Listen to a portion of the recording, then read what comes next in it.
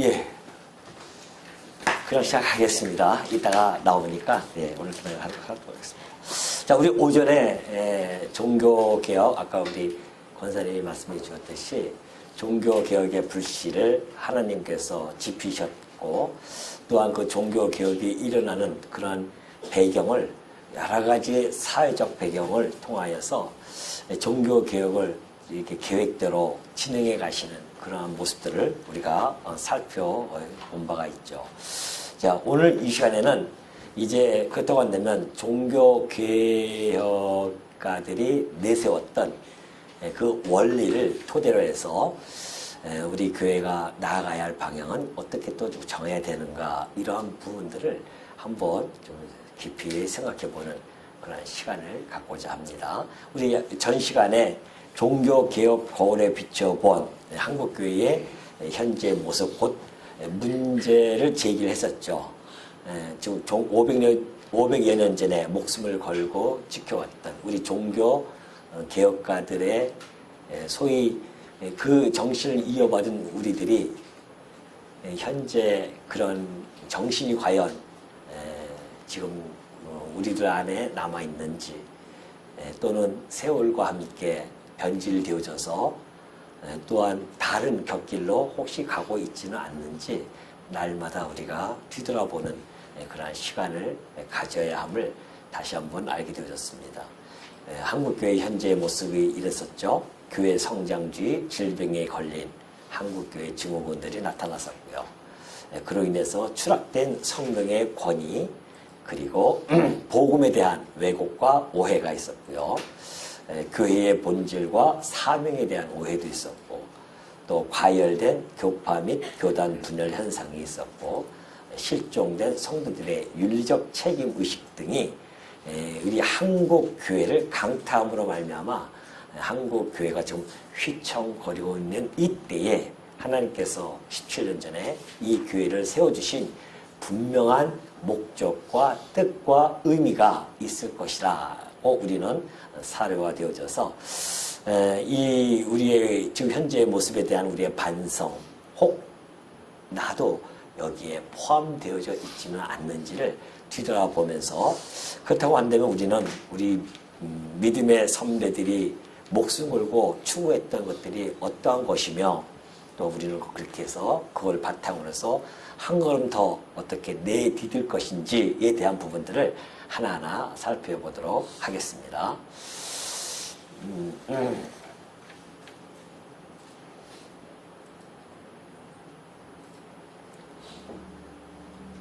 자, 먼저 우리 중세 말기 로마 교황의 상황을 좀 살펴볼 필요성이 있습니다. 중세 말기죠.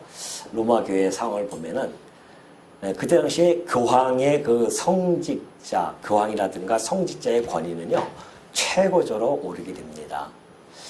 왜 그렇게 오를 수밖에 없는가? 그 이유가 있습니다. 바로 성경을 접할 수가 없기 때문에 그렇다는 것이죠. 성경을 접할 수가 없었다. 왜냐하면 두루마기로 말아줬고 성경이 워낙 비싸기 때문에 일반 대중화가 되어지지 않았습니다. 그래서 큰 성당이라든가 이런 데서 가지고 있었기 때문에 자연적으로 교황이라든가 성직자들에게만 국한되어져서 성경을 접하게 되어집니다. 물론 이 초기 교부였던 그 이제 어거스틴하고 같은 세대에 있던 제롬이 있었습니다. 그 제롬이 성경을 번역한다고 해서 70인역 그 성경을 라틴어로 번역을 합니다. 그래서 그것이 이제 소위 벌게이트, 아까 오전에 제가 말씀드렸던 벌게이트 판입니다. 근데 그때 당시에 이 번역이 매우 이렇게 오류가 참 많이 있었습니다. 뿐만이 아니라 또 그때 당시에 라틴어로 번역을 했는데 라틴어를 아는 성도가 몇 프로나 되겠냐 는 것이죠. 겨우 한 1% 남짓밖에 안 됐기 때문에 그나마 이 성경을 접할 수 없는 것은 여전히 숙제로 남을 수밖에 없었습니다. 성경을 가지고 있던 그 교황과 성직자들은 성경의 해석본까지 가지게 됩니다. 그래서 일반 성도들은 성경을 본다거나 해석할 수 있는 권리가 없습니다.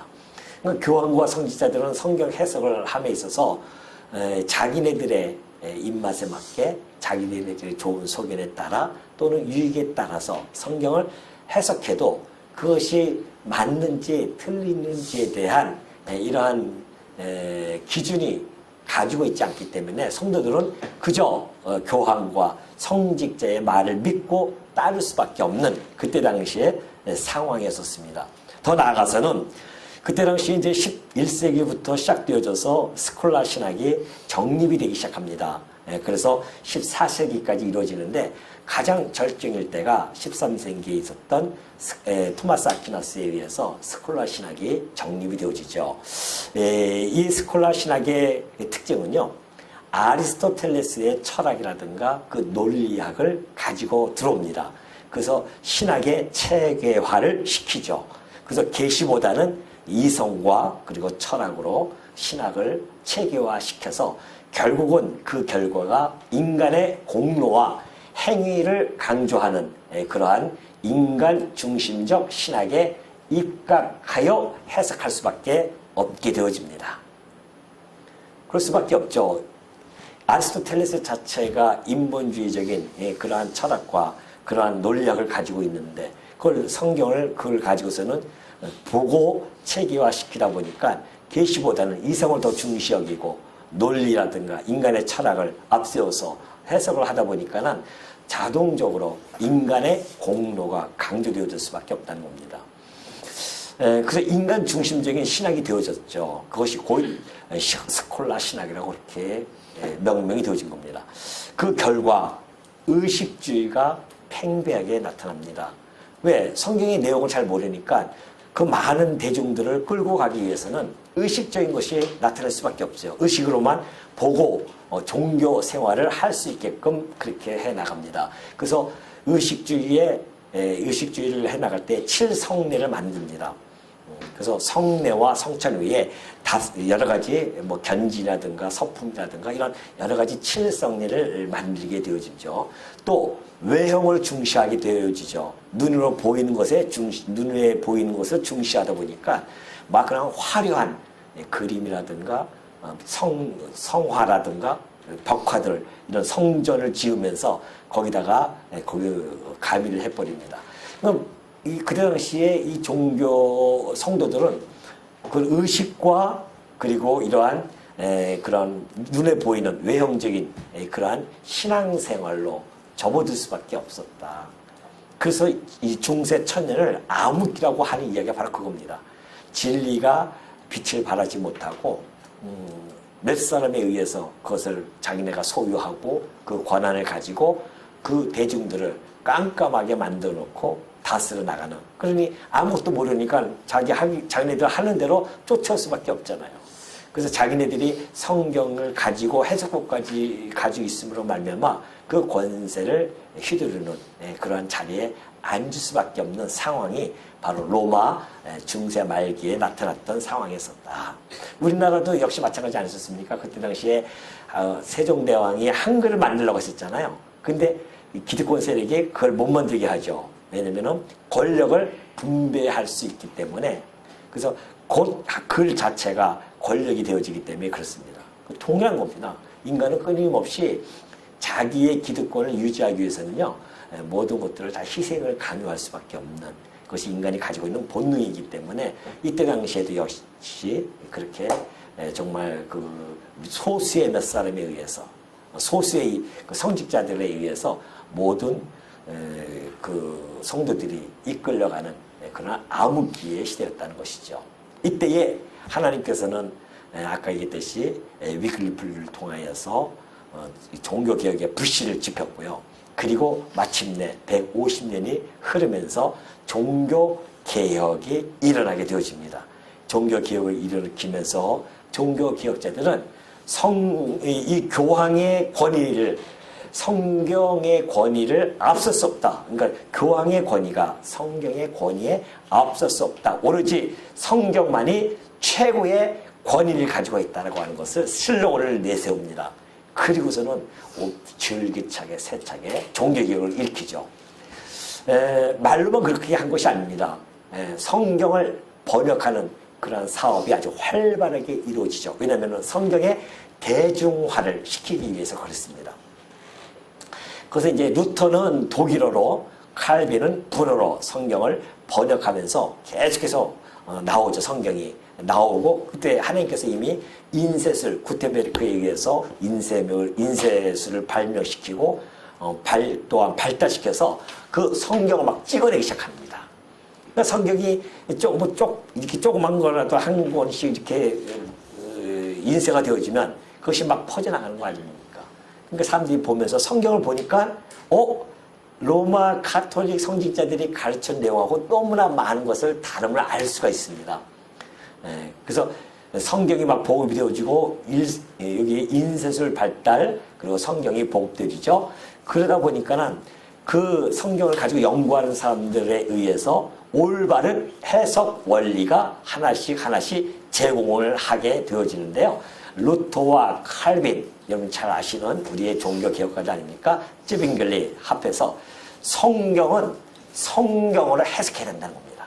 성경을 철학이라든가 인간의 이성이라든가 이 철학의 논리학으로 이것을 해석하면 안 된다는 것이죠. 성경은 성경으로 해석해야 된다고 하는 대근본 전제를 딱 구축해 놓습니다. 그리고 과거 어거스틴이 했던 그 성경의 내용, 곧 구약은 신약의 배경이 되고 신약은 구약의 내용이라는 원리를 다시 한번 회복을 시켜오기 시작하죠. 그러면서 해석의 원리를 몇 가지로 정해서 원칙을 세우게 되어지는데요. 첫 번째가 모형론적 해석 원리를 세웁니다. 그래서 구약은 그림자이고 모형적이며 예표적이다. 신약은 원형적인 것의 실체다. 이런 해석 원리를 세우고요. 그리고 예수님께서 말씀해 주었듯이 이 성경은 곧 내게 대하여 증언한 것이라고 했던 우리 주님의 말씀에 근거로 해서 중심 주제를 예수 그리스도로 그렇게 잡게 되어지죠. 그리고 성경은 교황이라든가 성직자만 이해할 수 있는 것이 아니다. 성경 자체가 명료하고 충족하기 때문에 누구나 쉽게 이해하고 믿을 수 있으며 진리에 믿을 수 있도록 그게 진리의 충족성이 그 안에 담겨져 있다는 것이죠. 이러한 해석의 원리를 가지고 세 척의 종교 개혁을 일으킨 겁니다. 그러니 암흑기에 있던 많은 사람들이 그 성경을 손에 들으면서 얼마나 놀라운 역사가 벌어지겠습니까? 아, 성경을 읽으니까 정말 이런 내용이 담겨져 있네. 우리가 아는 거하고 완전히 다르네. 오직 믿음으로 말미암아 의롭게 되어지는 것이지 면죄부를 통하여 우리가 의롭게 되어지는 것이 아니구나. 이런 것들이 막 깨우쳐지기 시작한 겁니다. 그때 당시 하나님께서 얘기했듯이 문해부흥이 일으키면서 인간의 이성과 가치와 그리고 인간의 창조성이 추구가 되지 않습니까? 그것까지도 하나님이 동원시켜서 인간의 이성을 깨우치면서 이 말씀을 확인하고 또한 그 이성만이 아니라 하나님께서 놀라운 역사 속에서 중생시킨 그 이성을 통하여서 성경을 해석하며 그리고 전파되어지는 놀라운 역사가 종교개혁가들에 의해서 나타난 겁니다. 그래서 오직 무엇다? 오직 뭐라고요? 성경만이 최고의 권위를 갖는다. 그래서 이것이 우리의 캐논이고 우리의 잣대가 되어져서 우리가 모든 것을 의논하고 논의하거나 연구할 때 마지막 해결은 답은 우리가 성경에서 찾게 되어지는 이러한 종교개혁가들의 훌륭한 정신을 우리가 이어받았다는 거 아니겠습니까? 그러면 이러한 종교개혁가 이 원리를 이 슬로건을 저희들 말씀노 성원교회도 당연히 그것을 받아들이는 거 아니겠습니까? 그래서 우리 말씀노 성원교회의 방향을 보면은 우리도 역시 마찬가지입니다. 오직 성경만이 어떻게 해요? 최고의 권위를 가지고 있다. 그랬어요. 그리고 우리는 종교개혁가들이 가지고 있던 이런 모형론적 해석 원리라든가 또는 어거스틴의 그런 그 구약과 신약의 관계 속에서의 그 해석의 원리 회복 이런 것들 또 성경은 성경으로 해석한다. 이 모든 것들을 아울 뿐만이 아니라 우리는 구약은 언약이고 신약은 성취라고 하는 이 하나님이 우리에게 주신 이 북박의 구조의 논리, 이 논리에 입각해서 언약 성취사적인 해석의 원리를 가지고 문법적, 역사적, 그리고 신학적 해석이라고 하는 이러한 아주 최고의 그런 안전 장치를 걸어놓고 우리는 해석을 한다는 것이죠. 이 문법적, 역사적, 신학적 해석이 왜 중요하냐면은 이것이 철저하게 지켜지지 않냐면은 이단의 사상에 빠질 수밖에 없습니다. 이단은 문법적 그런 거 필요 없어요. 역사적 필요 없습니다. 그냥 교주가 자기가 계시받아서 이것은 이렇다 해석해버리면 끝나는 겁니다. 그러니까 이만희가 요한계시록 해석하는 거 보면은 지 멋대로입니다. 문법 다 초월합니다. 역사적 초월해요. 신학적이고 없어요. 그냥 자기가 직접 하나님에게 계시를 받아서 요한계시록을 펼쳐서 봤더니만 이런 내용이더라. 거기에 환호해가지고서는 좀 수십몇 명이 거기가 있는 거 아니겠어요? 소위 강단에서 내가 이렇게 얘기하면 좀 그런데 좀 과격하지만 어쩔 수 없습니다. 개소리를 해도 그것이 맞다는 거 아니겠어요? 그냥 그렇게 해서 달려가는 거 아닙니까? 교회에서 얼마나 안 가르쳐줬으면은 그런 말 한마디에 그냥 확 돌았습니다. 물론 결과적으로는 하나님이 미혹의 영을 불어넣어서 그렇게 되어졌다고 하지만은 과정적으로 보면은 너무 안타깝죠. 우리가 종교 개혁가들이 전해줬던 그 기초적인 그 신학 체계만 전달해줬어도요, 성도들에게 그렇게까지는 안 되거든요. 과거에는 종교 개혁가들을 그 교회에서는요, 수요일마다 그리고 교회 오후마다 교리를 배웠습니다. 교리를 해서 신론, 기독론, 교회론 이런 웨스트민스터 신앙 고백이라든가 대의리 문답, 소요리 문답 이런 것들을 가르쳤기 때문에 이단 사상에 그렇게 쉽게 안 빠집니다. 그것만 가르쳐줘도요, 이단 사상에 안 빠진다니까요.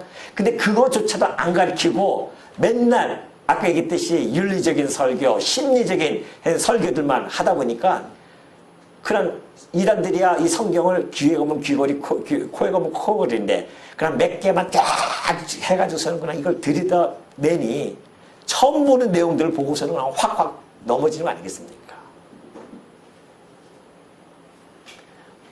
우리는 이 언학 성취사적 해석 원리에 따라서 문법적, 역사적, 신학적 해석을 가미해서 정확하게 하고자 애를 쓰고 있고요. 또 뿐만이 아닙니다. 이런 해석 원리에 입각한 강의의 설교를 우리는 표방하고 있죠.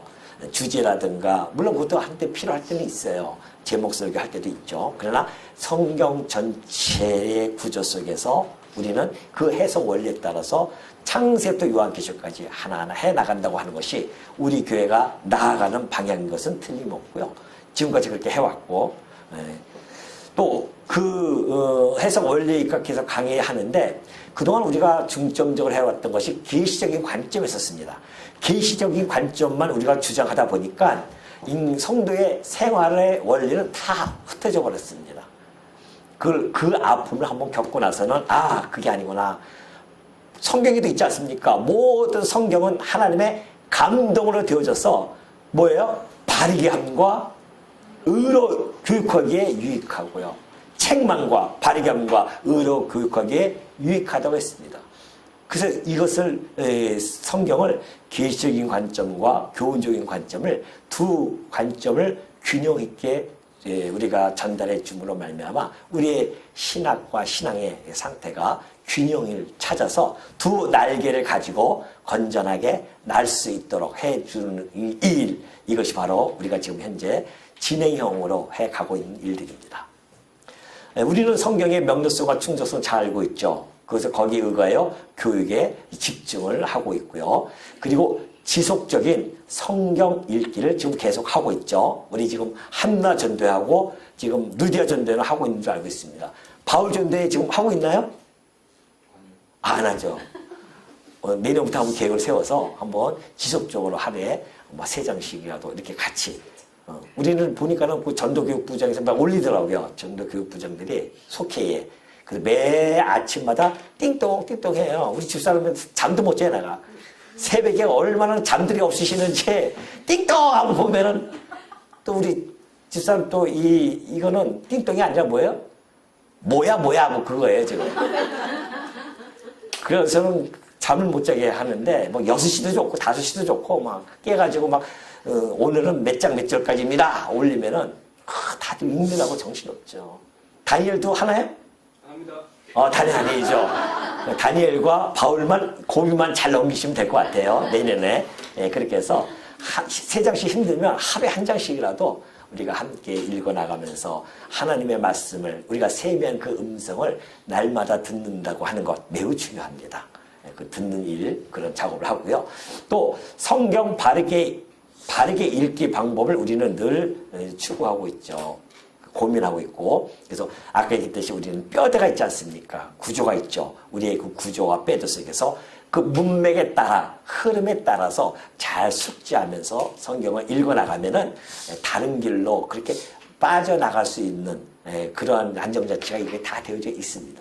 성경을 한 구절 읽고서는 그것을 갖다가 멋대로 해석하는 것이 아니라 문맥에 따라서 늘 우리가 해석하고 접근하고 또 한 문맥 또 한 장 또는 그 마태복음 전체 그 신약 그 신구약 전체의 중심 주제 그 하나님이 그 하고자 하시는 그 계시의 내용 이런 것들을 전체를 우리는 구조 속에서 성경을 읽어나가기 때문에 우리가 지금 성경을 그래도 그나마 좀 건전하고 바르게 접근하고 있지 않느냐 이런 자부심을 좀 느낄 수가 있죠. 자, 성경 바르게 읽기 자세는 우리가 성경을 읽을 때 그냥 읽는 것이 아닙니다. 항상 기도하는 마음이 필요하죠. 진리의 성령께서 도우셔서 정말 이 겸손한 마음으로 이 말씀을 읽고 깨닫게 해달라고 늘 여러분이 그냥 읽지 마시고요. 항상 기도하고 하셔야 됩니다. 저도 이제 말씀을 읽고 또 말씀을 준비할 때마다 늘 기도하는 것이 그거죠. 하나님이 주시는 그 그 성령을 통하여서 말씀을 깨닫게 해주시고 이 말씀을 통하여서 성도들이 전하는 전하 또 듣는 우리 성도들이 정말 한결같이 같은 은혜가 동일한 은혜로 깨닫게 해달라고 하는 그 기도를 하면서 연구를 하고 시작하거든요. 여러분도 역시 마찬가지입니다. 우리가 성경을 읽을 때는 그러한 자세, 성령님께 도움을 구하고 우리의 이성이 아니라 성령께서 우리를 정말 깨닫게 해달라고 하는 그 기도 속에서 말씀을 한 절 한 절 읽어 나가시면 그것이 바로 정말 곁길로 가지 않는 우리의 바른 성경 읽기 자세다. 이단들도 성경을 얼마나 많이 읽는지 모릅니다. 벌써 근데 다르죠. 이단은 교주에게 깨닫게 해달라고 기도하지만 우리는 성령 하나님께 기도하면서 성경을 읽는 것이다. 그래서 우리는 하나님 말씀으로서의 성경 최고권을 우리는 확보하고 그 슬로건을 지금도 여전히 우리 오고 오는 후대들에게 전달해 주면서 나아갈 것이다. 믿습니까? 예. 두 번째 넘어갑니다. 두 번째 종교개혁의 원리는 오직 은혜와 믿음으로 말미암는 칭의와 구원의 사건을 우리가 다루게 되어집니다. 두 번째 슬로건이 뭐였냐면요. 오직 은혜, 믿음으로 말미암아 구원에 이른다는 거 아니겠습니까? 왜 이런 이야기가 나왔냐면은 중세 말기 로마 교회의 상황을 보면요. 먼저 5세기 초에 어거스틴과 펠라기우스의 논쟁이 벌어집니다. 그 유명한 논쟁이 벌어지는데요. 펠라기우스는요. 인간의 원죄를 부정해버렸어요. 인간은 죄가 없이 태어난다. 선하게 태어난다는 거 아니겠어요? 그래서 인간의 선행으로 말미암아 구원에 이를 수 있다라고 하는 이야기를 하죠. 거기에 대해서 어거스틴은 무슨 소일이냐?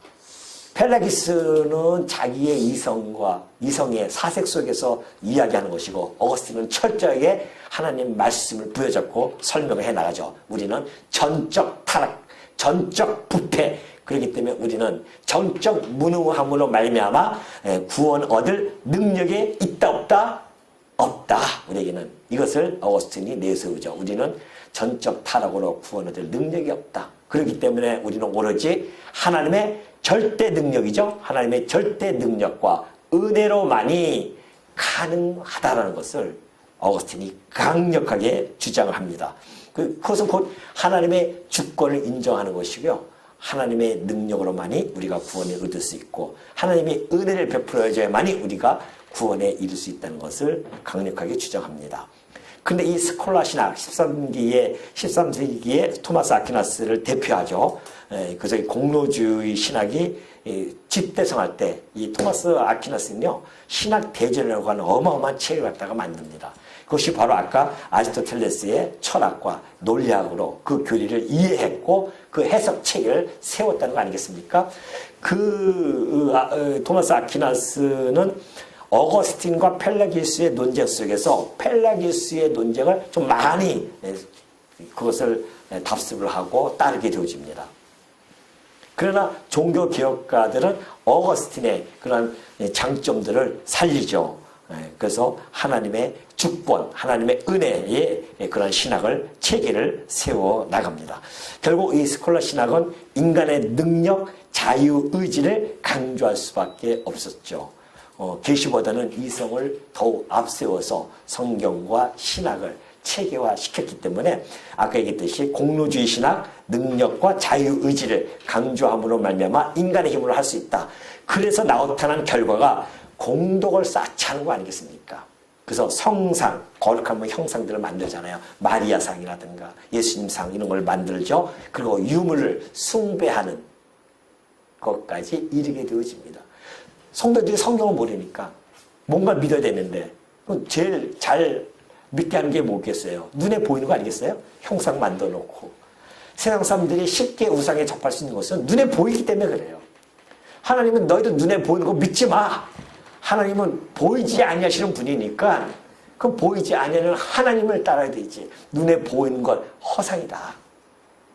인간의 장색가의 손에 의하여 만들어진 것들을 가지고 너희들의 마음을 치심하지 말고 유혹당하지 마라.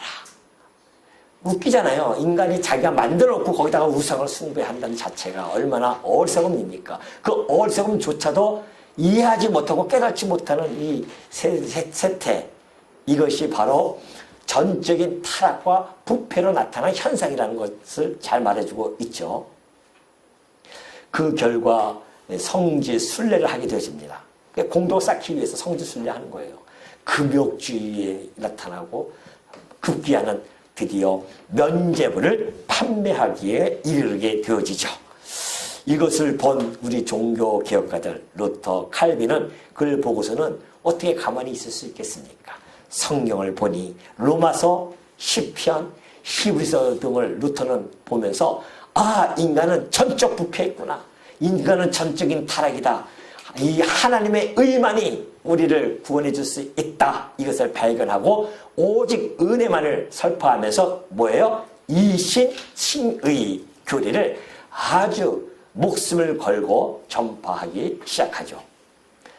이에 칼빈도 예수 그리스도의 의를 덧입음이라든가 또는 믿음으로 의롭다 함을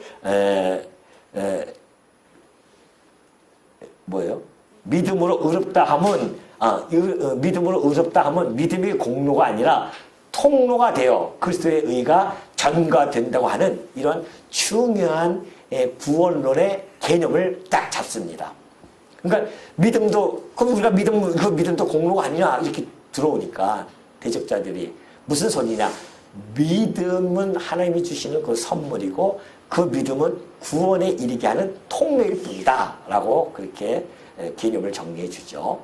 그리고 칭의 사건을 아주 중요하게 여깁니다. 성화의 출발점이면서 새 생명을 받은 성도들은 필연적으로 이 선행의 열매를 맺게 되어진다. 그러니까 의롭다 칭함을 받은 자들의 나타나는 것은 성화의 선한 열매를 맺게 되어지는 것이고 그 선한 열매를 맺게 되어지는 과정이 성화의 과정이다.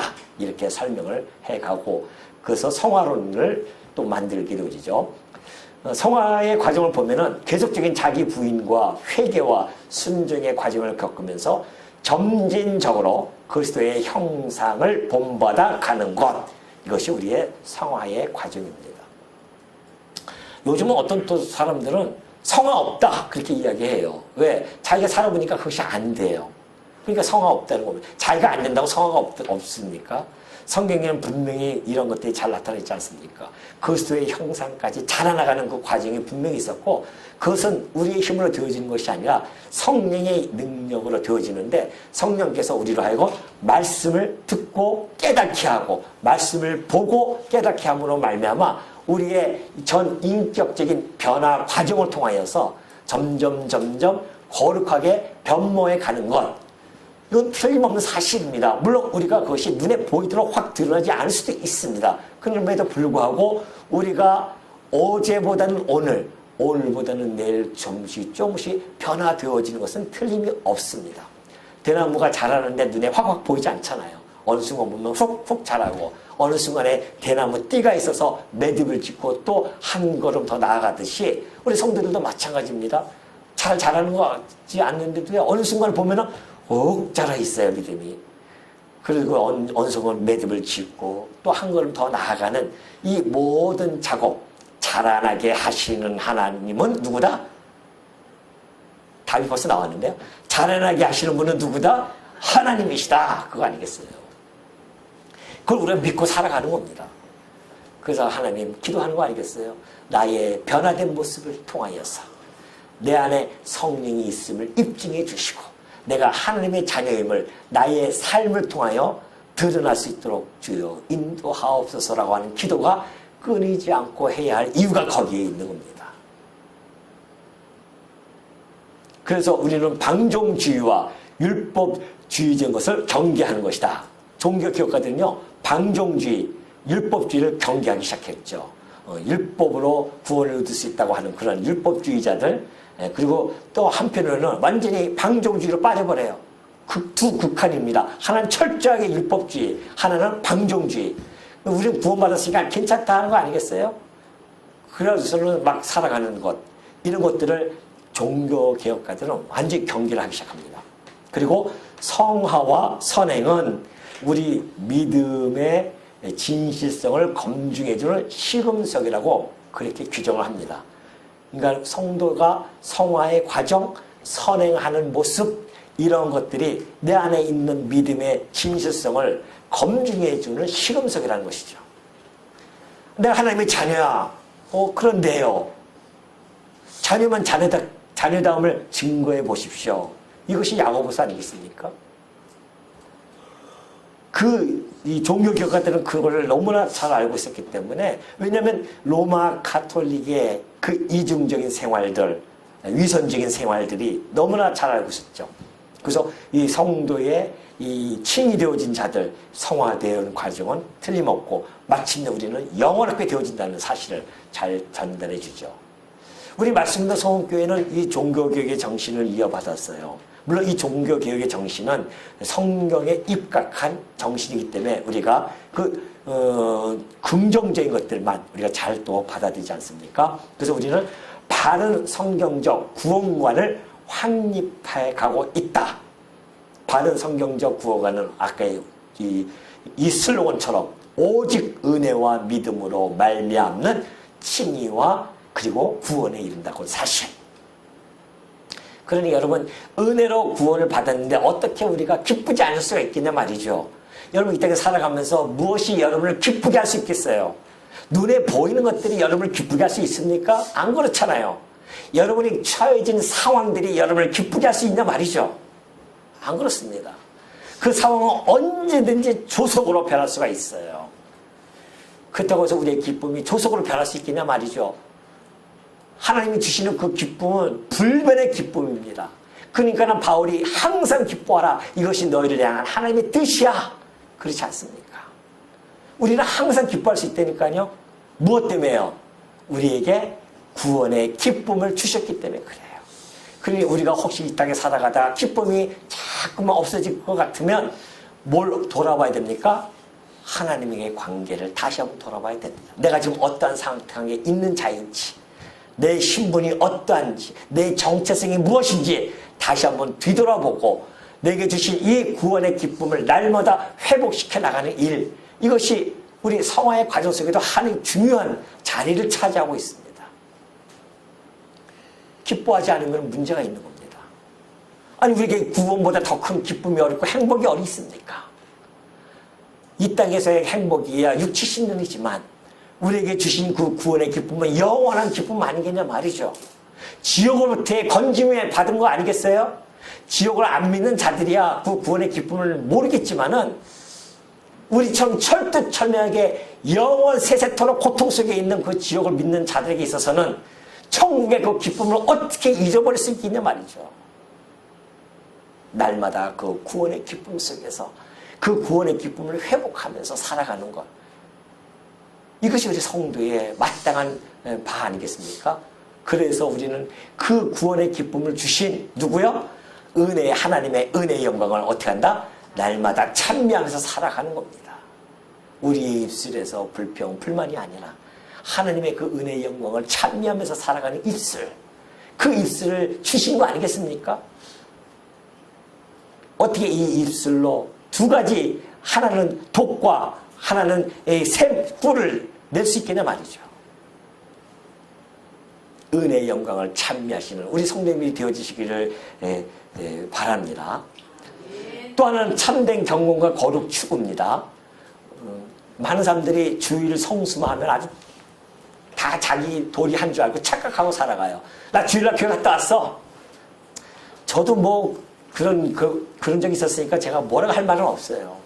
주일날만 하도 집에서는 아버지가 그냥 임식 장로 아들이 교회단가?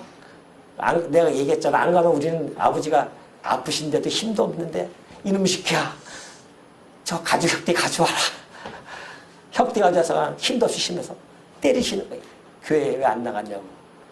또 뭐 우리 성가대에 또 집사님은 또 안 나오면 또 일러야 우리 전화해가지고서는 장로님 성인이가 오늘 교회 안 나왔어요. 그러면 내 음식이 꼼짝 못하게 만듭니다.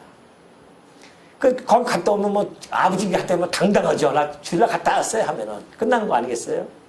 지금도 그런 사람이 많이 있겠죠. 주일날만 한번 갔다 오면 끝나는 줄 알고. 또 11조 생활하면은 다 끝난 줄 알고 있어요. 그러면 일주일 동안 살아왔던 모든 죄졌던 것들이 이제는 면제를 받는구나. 주일 성수 잘하고 11조 내면은 내가 이제는 소위 신면제부라고 합니다. 신면제부. 그 면제부를 이제 받은 거예요. 제공받는 겁니다. 그러한 사람들이 얼마나 많은지 모릅니다. 지금 현재 그런 풍토 속에 있는 사람들이 많이 있어요. 그 사람은 마치 그냥 진짜 그 시계 불알처럼 왔다 갔다 하는 거예요. 그냥 지금 주일날 왔다 가고. 아까 오전에 얘기했듯이 주일날 예배를 드리고 함께 친교하고 교제 나누고 봉사하며 그곳에서 정말 아픔도 있고 괴로움도 있고 고통도 있지만은 서로 깎이면서 아름다운 하나님의 거하실 성전으로 지어져 간다는 사실을 까맣게 잊어버리고 그럴 때가 우리가 많이 있단 말입니다. 우리 교회는 그런 풍토에서 벗어나 이신칭에 대한 깊은 의미를 통찰하는 그러한 신앙을 늘 지향하면서 살아갈 것이다. 마지막으로 성숙된 신앙생활을 우리는 지향한다. 구원파적인 믿음에서 벗어나죠. 우리가 한때는 구원파적인 믿음이었는데 그걸 몰랐어요. 아주 구원파를 막 욕하고 그래서 그거는 우리가 알고 보니까 우리가 구원파였었습니다. 이미 구원받았는데 뭐 어쩌라고. 배째라는 거 아니겠어요? 그러니까 뭐 그런 예를 들어도 우리는 진짜 그게 진짜인 줄 알았습니다. 저는 그냥 뭐 아버지가 손해지 내가 손해야 이러면서 추운 날 밖에 나가서 내가 추운데 떨면은 아버지가 손해지 내가 손해야? 아버지가 손해겠어요? 추운 내가 손해지 사실은? 근데 그릇하게 그게 들린단 말입니다. 그때는 안 그래요. 이런 구원파적인 믿음이 아닙니다. 우리는 나를 갖다가 구원해 주신 거기에 황송해야 되고요. 하나님은 우리에게 빚진 게 없다고 했잖아요. 우리가 먼저 누가 주어서 하나님께 갚으심을 받겠냐 이거예요. 지금 하나님 내가 이렇게 했으니까 하나님 내게 갚아주셔야 됩니다. 그런 존재가 아니에요. 우리는 하나님이 안 해주면 어때요? 안 해주면 뭐라고 할 건데요? 토기장이가 토기장에게 무엇을 요구할 수 있냐 말이죠. 하나님 우리에게 빚진 것이 없습니다. 그럼에도 불구하고 우리에게 이렇게 은혜를 풍성하게 주시는데 어떻게 그 하나님의 은혜에 감사하지 않을 수가 있으며 어떻게 구원파적인 그런 믿음이 나올 수 있겠냐 말이죠. 나는 이제 구원받았으니 아무렇게나 살아도 돼? 근데 내가 항상 이야기하잖아요. 네가 구원받은 거 뭘로 할래? 여러분 구원받은 거 뭘로 알겠습니까? 예? 쓰여 있어요? 구원 이렇게 써 있어요? 하나님 자녀 이렇게 써 있으면 얼마나 좋겠습니까? 주민등록증 나오면 좋겠어요, 저도. 구원받은 백성들에게 하나님께서 하늘에서 시민권을 제공해 줬으면 좋겠어요, 눈에 보이게. 신령한 것인데 그게 눈에 보이냐고요. 그럼 뭘로 증명이 되어지냐 말이에요. 자기 신념인지 어떻게 합니까? 주여 주여 했는데 마지막 날 갔더니만 난 너 도무지 알지 못하냐 하면 어떡하냐 말이죠. 그래서 바울이 얘기했던 것이 이제 이해가 되는 거 아니겠습니까? 두렵고 떨리는 마음으로 구원을 이루어가는 이 성도의 마음 자세, 이것이 너무나 필요한 겁니다. 귀신도 하나님을 알고 떤단 말입니다. 믿음이 귀신의 믿음인지 내 귀신의 믿음인지 아니면 행함이 있는 참된 믿음인지에 대하여 항상 고민하고 반성하며 숙고하는 신앙, 이것이 우리 교회가 지향하는 하나의 신앙입니다. 하나님이 내가 칭의와 구원을 받은 것이 은혜인 줄 깨닫고 그 구원의 바늘에 쓴 것을 내 삶을 통하여 입증해 나가는 그러한 삶, 이것이 우리의 성숙된 신앙생활인 줄 알고 그것을 지향하는 것이 우리 말씀운동 성원교회에 나아갈 방향임을 잊지 마시기 바랍니다. 마지막입니다. 만인 제사장의 원리입니다. 마지막 세 번째 슬로건이 뭐였냐면 만인 제사장이었었어요. 왜냐하면 로마 교회의 그때의 상황을 보면요, 교황 제도가 확립이 되어지죠. 그때가 이제 590년도, 6세기경에 교황 제도가 확립이 되어집니다. 그때로부터 시작해서 공교회의 머리를 교황으로 규정하기 시작하죠. 그래서 그리스도의 권위를 찬틀해 갑니다.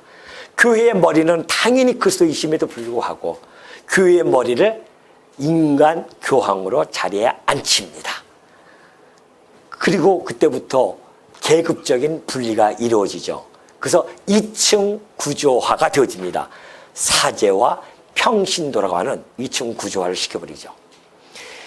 그리고 신부, 주교, 추기경들을 제사장이라고 하고 그들만을 통해서 하나님께 나아갈 수 있다고 그렇게 가르치기 시작합니다. 이것은 철저하게 성과 속의 이분법을 성직자와 평신도 사이에 그렇게 적용하는 그런 잘못된 구조를 가지고서는 접근했습니다. 이 교회론에서 아주 잘못된 교회론이죠. 종교개혁가들은 말씀을 보면서 그것이 아님을 알게 되어졌습니다. 이 사제주의와 교황제도가 얼마나 부당한지를 깨닫게 되어집니다. 그것을 지적하기 시작하죠. 무슨 소리냐? 베드로가 뭐라고 했느냐? 너희도 산돌같이 신령한 집으로 세워지고 예수 그리스도를 말미암아 하나님이 기쁘게 받으실 신령한 제사를 드릴 거룩한 제사장이 되어라. 그렇게 이야기하지 아니하는 것이죠. 우리는 왕같은 제사장들이요 라고 이야기하지 아니하느냐.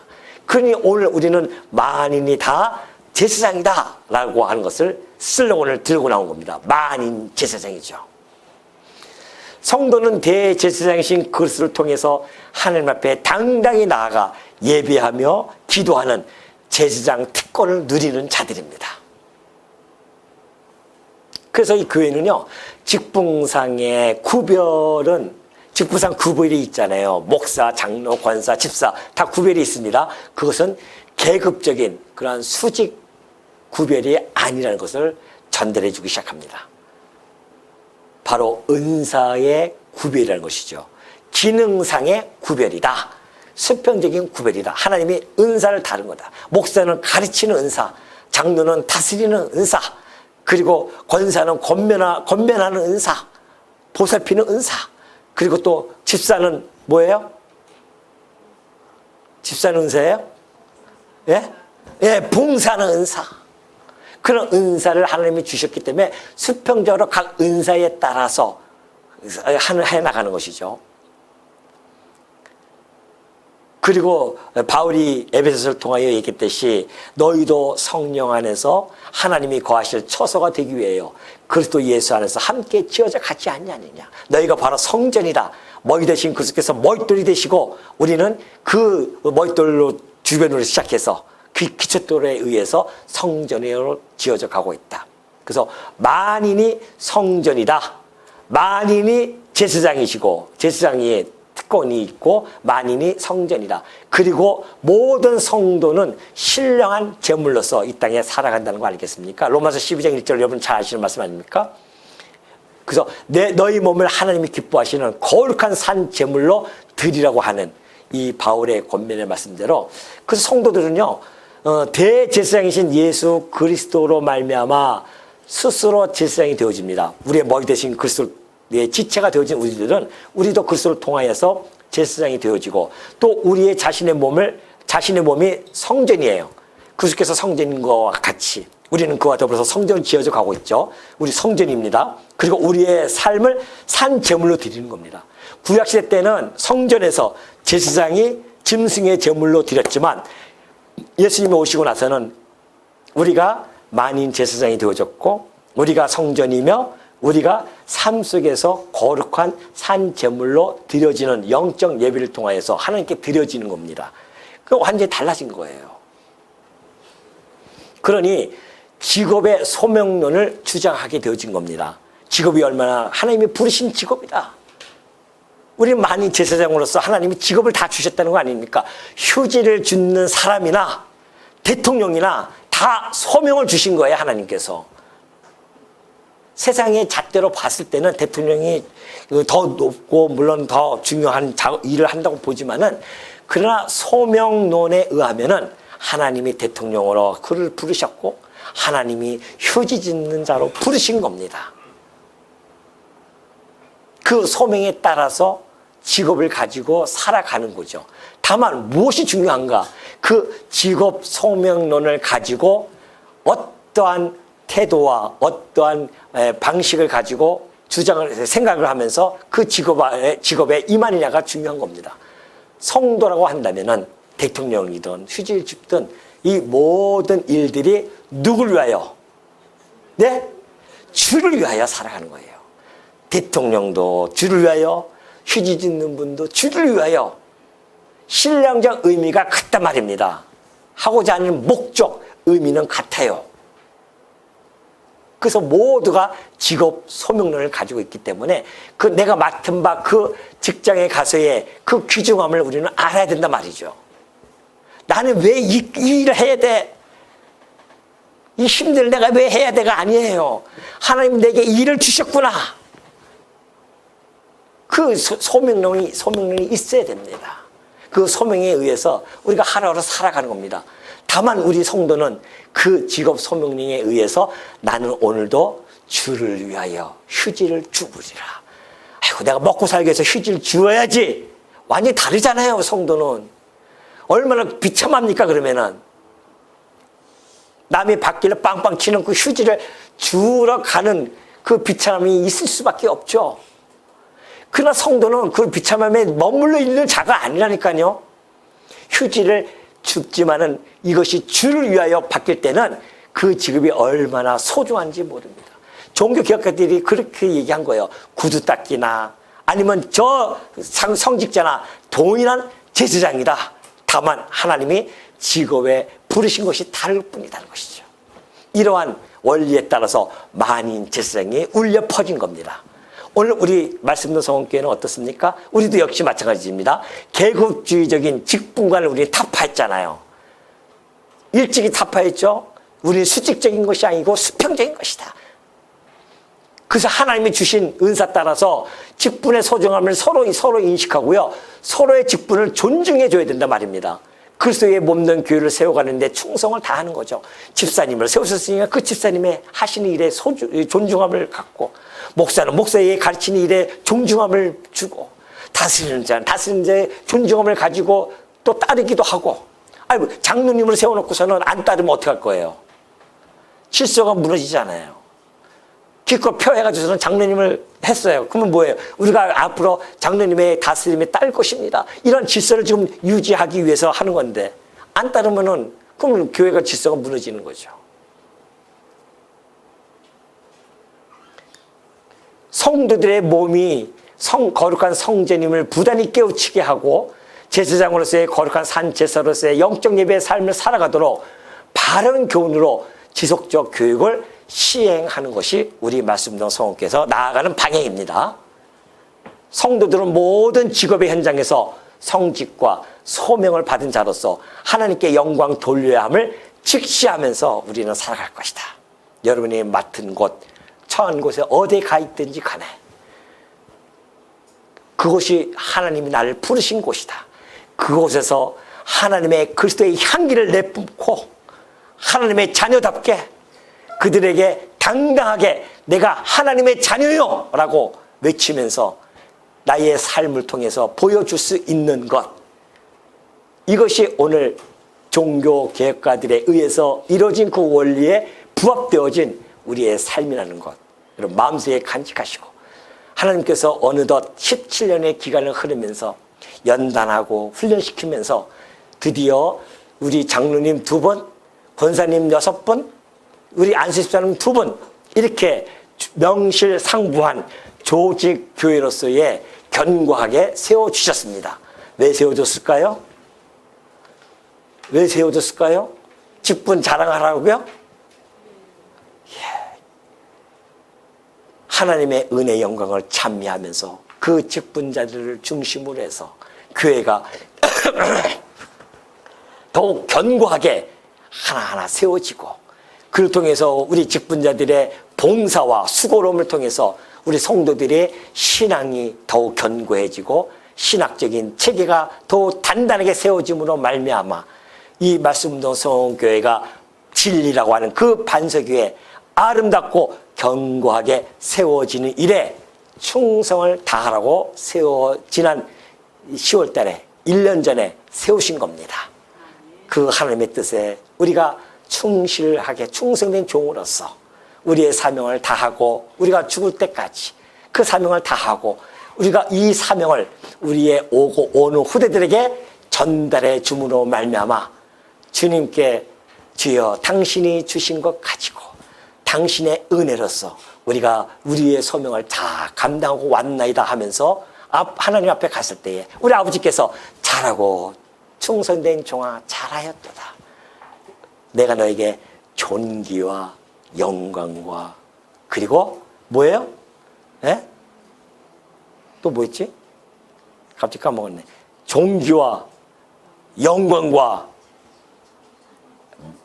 아니에요. 뭔지 하여튼 까먹었어요. 나중에 한번 찾아봅시다. 베드로에 있었는데 그것을 주시기 위해서 여러분을 부르셨다는 것, 그리고 살아오게 하셨다는 것을 여러분 마음속에 간직하시고 날마다 이 10주년을 맞이해서 또 우리가 앞으로 몇 년을 하나님께서 끌고 가실지 모르지만은 그 미래를 바라보면서 정말 하나님이 기뻐하시고 주목하는 그런 교회당 짓고 그냥 뭐 사람 많아지고 그러한 것보다도 교회 성도 한 분 한 분이 단단하게 세워지면서 주께서 기뻐하시는 그런 성도로서 세워지는 것에 우리의 초점을 맞추면서 정말 아름답게 세워지는, 그래서 하나님 나라의 본질인 의와 희락과 화평을 평강을 누리는 우리 성도님들이 되어지기를 당부드립니다.